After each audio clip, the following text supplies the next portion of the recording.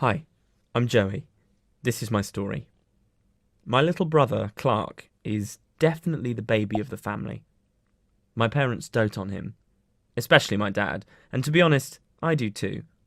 A lot of people say their younger siblings are annoying, but I can't imagine life without my brother.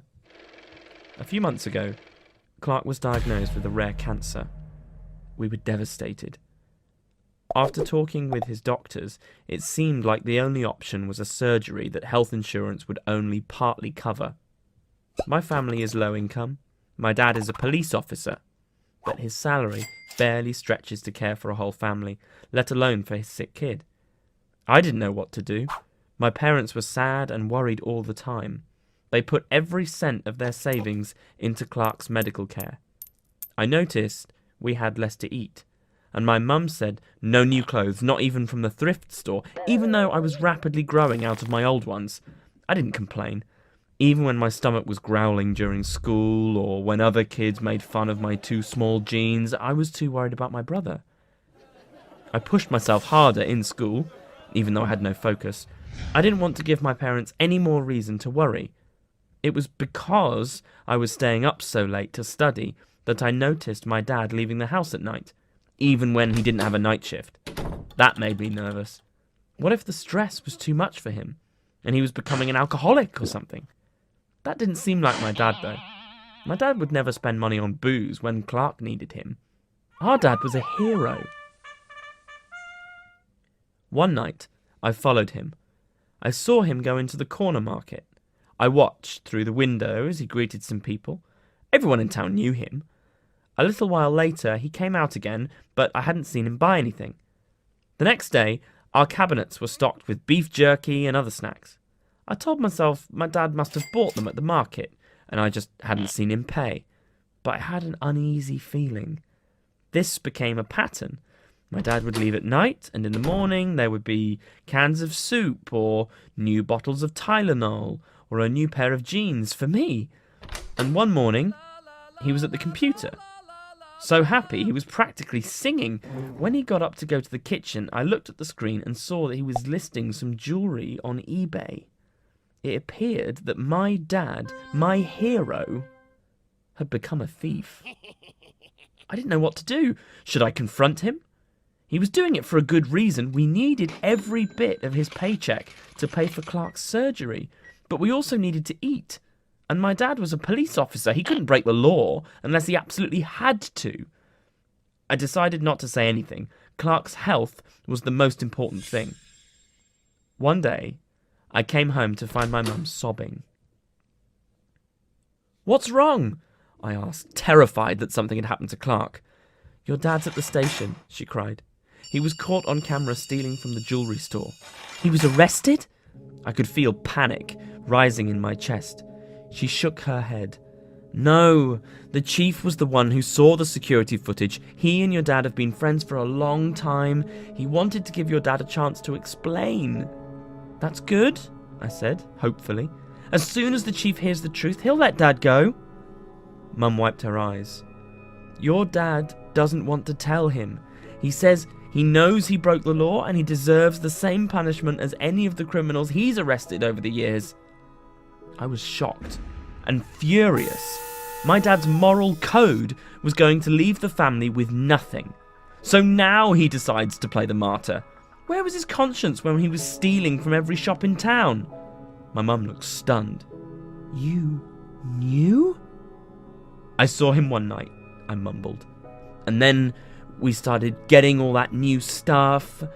She stared straight into my eyes. "Your father is a good man, Joey." "I know that, but he can't just decide now that he deserves to get arrested. We need him. Clark, especially. He should tell them the truth." My mum got the steely look in her eyes that I remembered too well from my entire childhood. "We don't need to air our dirty laundry to the entire town. It's our business." "Clark's cancer isn't dirty laundry," I shouted. She'd always been like this, so independent that she wouldn't let the neighbours help us plough our drive in the winter or ask her friends for support during Clark's illness. "People might help us if they knew. Don't you care about Clark?" For a second, I really thought my mum would slap me. I'd never seen her look so angry in my life. "Don't you dare ever question my devotion to my family," she hissed. "Stop talking right now." But I couldn't stop. "And what do you think's going to happen when word spreads around town that Dad's a thief? That's dirty laundry." My mum stood up, slamming the table with both hands. That shut me up fast. "I don't want to hear another word about it," she said. "This is your father's choice." I had never openly defied my mother, and I'd been trying especially hard to make her life easier since Clark got sick. But this was too important. Clark was too important. I went up to my room and took a few deep breaths. I said a silent apology to my mum and snuck out the window. My heart was pounding the whole way to the police station. When I burst in, people looked surprised. They all knew me, but I never came here without Dad.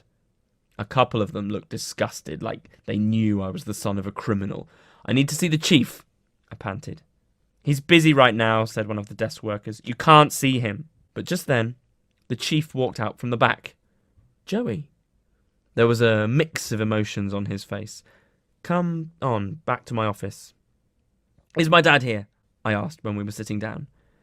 "Your dad's in one of the back rooms. I'm afraid we have no choice but to arrest him. We have him on camera, stealing." He shook his head sadly.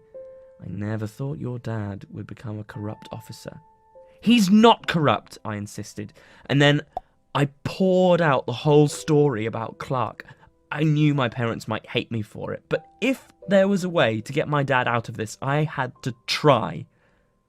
When I was done, the chief was very quiet. And then he said, "Joey, I'd like you to go on home, please. I need to talk to your dad." I went home and sat on the couch, terrified of what would happen next. Would my dad be arrested? Would my mum find out what I'd done? But around 11 p.m, my dad walked in the door. He didn't say anything. He just gave me a huge hug. My mum came in too and stood there looking pale and frightened.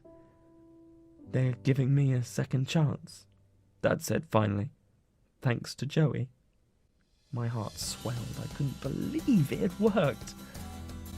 My dad had to return the stolen goods we still had in our house and reimburse the shops for the rest. Then he was put on probation with the department. The department set up a crowdfunding page for Clark's surgery, and it raised enough to help with the expenses. My dad has never stolen since, and he's very open about how what he did was wrong. I'm glad I told the truth, but it was a hard decision to make, to defy my parents' wishes for the good of the family.